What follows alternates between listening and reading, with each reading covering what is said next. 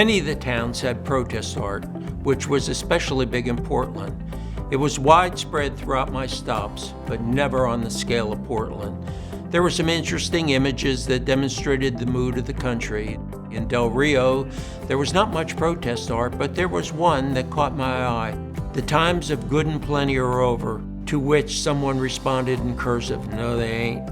I saw the Circle A Anarchy sign in some of the towns, including Snoqualmie, Washington, where much of Twin Peaks was filmed. It looked like somehow the anarchists are embedded within the Animal Liberation Front. Notice "Stop Aiding Aminals" on the bridge next to the train display.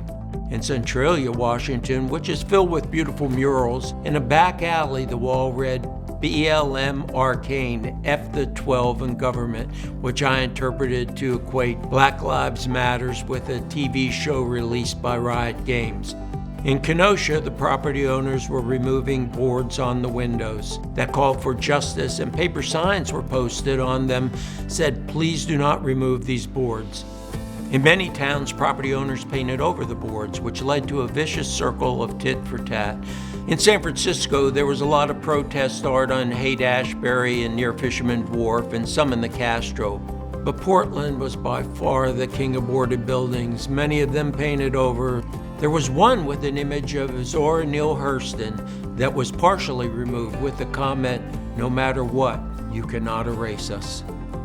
The simple volume of protest art in Portland was incredible. Many of the images were minorities, and many of the messages were for freedom and equality. I tried to get close enough to the images to show some of the written comments on the drawings, as some of the comments are interesting. I did not encounter much protest art in Seattle. Down by the water, there were many boards that were painted, but messages were not protest. In Capitol Hill, which was the autonomous zone, it was scrubbed clean with few indications of protests. Spokane had a few pieces that were interesting, like this commentary concerning white silence is oppression. Missoula, Montana had some interesting artwork that depicted the spike in the virus. A couple of towns had those kinds of images, but not that many. Rapid City, South Dakota had some interesting images that included some level of protest, but they were for the most part overall graffiti in an alley. Gary, Indiana was boarded in the 80s, never became unboarded, and may be an example to other towns of something you would like to avoid. Milwaukee and Minneapolis were clean of protest art.